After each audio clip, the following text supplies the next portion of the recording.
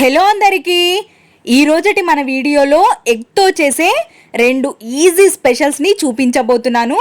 మొదటిగా నేను ఇక్కడ చూపించబోయేది మీకు వెల్లుల్లి ఎగ్ కారం. చాలా టేస్టీగా ఉంటుంది. నోటికి ఏమి తినాలి అనిపించినప్పుడు ఇలా చేసుకుంటే సూపర్గా ఉంటుంది. ముందుగా ఒక మిక్సీ జార్ని తీసుకొని అందులోకి 1 స్పూన్ ధనియాలు, 1/2 స్పూన్ మిరియాలు, అలాగే 1 స్పూన్ జీలకర్రని యాడ్ చేసుకోవాలి. అదే మిక్సీ జార్లోకి 2 యాలకులని కూడా యాడ్ చేసుకొని ముందుగా వీటన్నిటిని మిక్సీ పట్టేసుకోవాలి. ఇవి కొన్నే ఉన్నాయి కాబట్టి మంచిగా మిక్సీ మెత్తగా అవ్వకపోవచ్చు, కాబట్టి ఇందులోకి మొత్తం 1 గడ్డ వరకు వెల్లుల్లిని యాడ్ చేసుకోవాలి. 2 స్పూన్ల వెండు కారాన్ని యాడ్ చేసుకొని టేస్ట్కి సరిపడ ఉప్పుని వేసి వీటన్నిటిని మొత్తాన్ని కలిపి మంచిగా మెత్తగా అయ్యేంత వరకు మిక్సీ పట్టేసుకోవాలి. ఇక్కడ నేను చూపిస్తున్న విధంగా లంప్స్ లేకుండా ఇలా మెత్తగా అయితే చాలు. ఇంకా పక్కన పెట్టేసుకొని స్టవ్ ఆన్ చేసుకొని స్టవ్ పైన ఒక ప్యాన్ని పెట్టుకొని ఈ వెల్లుల్లి ఎగ్ కారంకి ఆయిల్ కాస్త ఎక్కువే పడుతుంది కాబట్టి ఒక 3 to 4 స్పూన్స్ వరకు ఆయిల్ని యాడ్ చేసుకోవాలి. ఆయిల్ వేడైన తర్వాత జీలకర్ర, ఆవాలు, 1 పచ్చిమిర్చి, అలాగే 1 ఎండు మిర్చిని కూడా యాడ్ చేసుకోవడం వల్ల టేస్ట్ బాగుంటుంది. అలాగే 1 కప్పు వరకు ఆనియన్ ముక్కల్ని యాడ్ చేసుకొని ఇలా మంచి కలర్ వచ్చేంత వరకు వేగనివ్వాలి. అందులోకి అల్లం వెల్లుల్లి పేస్ట్ని కాస్తంత యాడ్ చేయొచ్చు. ఇది పూర్తిగా ఆప్షనల్, మీకు ఇష్టం ఉంటేనే యాడ్ చేసుకోండి, లేదంటే లేదు. పచ్చివాసన పోయిన తర్వాత కాస్తంత చిటికెడు పసుపుని యాడ్ చేసుకొని 1 రెబ్బ కరివేపాకుని యాడ్ చేసుకొని కరివేపాకు కూడా మంచిగా వేగిన తర్వాత మనం ఇంకా గుడ్లు కొట్టేసుకోవడమే. గుడ్లు మనం డైరెక్ట్గా కూడా వేసుకోవచ్చు, కానీ ఒక్కొక్కటి పాడైపోయి ఉంటాయి కదా, ఇలా మనం ఒక్కొక్కటిని తీసుకొని ఇలా పగలగొట్టుకొని వేసుకోవడం వల్ల మనకి 1 గుడ్డు పాడైపోయినా అవి పారేయచ్చు, మొత్తం వేస్ట్ అవ్వదు. కాబట్టి నేను మొత్తం ఇక్కడ 6 ఎగ్స్ని తీసుకొని 2 స్పూన్ల కారాన్ని మీద వేసుకొని మూతని కవర్ చేసుకుంటే మనకి పెద్ద పెద్ద పీసెస్గా బాగా వస్తుంది. కాబట్టి మూతని కవర్ చేసి ఒక 2 మినిట్స్ అలాగే వదిలేసి 2 మినిట్స్ తర్వాత ఇలా మనం పీసెస్ లాగా చేసుకున్నామంటే ఈజీగా మనకు అవుతుంది. కాబట్టి ఇలా పీసెస్ లాగా చేసుకొని ఇంకోసారి టర్న్ చేసుకొని ఇంకాస్త కాలనిచ్చామంటే 2 సైడ్స్ వేగిపోతుంది. చాలా ఈజీగా చేసుకునే ఈ ఎగ్ కారంని చాలా అంటే చాలా టేస్టీగా ఉంటుంది. మీరు కూడా ఒక్కసారి ట్రై చేయండి. ఇలా చాలా టేస్టీగా ఉంటుంది. ఇప్పుడు మనకి ఇక్కడ సైడ్ కూడా వేగిపోయిన తర్వాత ఇలా పీసెస్ లాగా చిన్న చిన్నగా కట్ చేసుకోవాలి.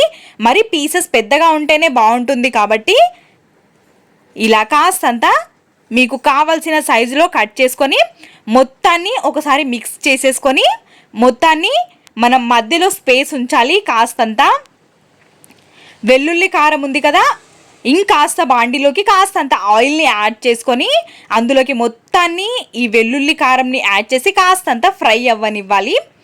ఇక్కడ మనం వెల్లుల్లి కారంని మంచిగా ఫ్రై చేస్తే టేస్ట్ అనేది చాలా బాగుంటుంది. కాబట్టి ఇలా మొత్తాన్ని ఫ్రై చేసి మొత్తం ఎగ్లోకి మిక్స్ చేసుకున్నామంటే వెల్లుల్లితో చేసిన ఈ గుడ్డు కారం రెడీ అయిపోయింది. ఇంకా టేస్ట్ మాత్రం అద్భుతంగా ఉంటుంది. రైస్, రోటీ, చపాతీ అన్నిట్లోకి సెట్ అయిపోతుంది. మనకి మంచి టేస్ట్తో చిన్నపిల్లలకి కూడా పెట్టొచ్చు. చాలా మంచి రెసిపీ కదా, ఇష్టంగా తింటారు ఇంట్లో అందరూ. కాబట్టి ఒక్కసారి ఈసారి ఎగ్ కర్రీ చేసినప్పుడు ఇలా నేను చూపించిన విధంగా ట్రై చేయండి. ఖచ్చితంగా మళ్ళీ మళ్ళీ చేయించుకొని తింటారు, అంత టేస్టీగా ఉంటుంది. ఇంకా ఉప్పు సరిపోలేదు అని అనిపిస్తే ఇంకాస్త ఉప్పుని ఇక్కడ అడ్జస్ట్ చేసుకోవచ్చు. మనం ముందుగా మిక్సీ పట్టుకునేటప్పుడే అందులో ఉప్పు వేసి ఉంటాం కాబట్టి నేను ఇక్కడ ముందుగా యాడ్ చేయలేదు. ఇప్పుడు కాస్తంత మనకి కావాలి అనిపిస్తే కాస్తంత యాడ్ చేసుకుంటే సరిపోతుంది.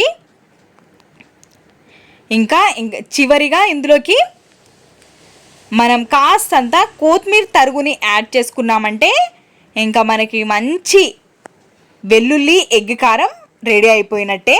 ఇంత ఈజీ రెసిపీని ట్రై చేస్తారు కదా, ఇంకెందుకు ఆలస్యం చేసేయండి. మరి ఇంకొకటి వచ్చేసి మనం ఉడకబెట్టిన గుడ్డుతో ఇలా మంచిగా కర్రీని చేసేసుకోవచ్చు, రోటీ, చపాతీ, ఇది కూడా రైస్లోకి కూడా చాలా బాగుంటుంది.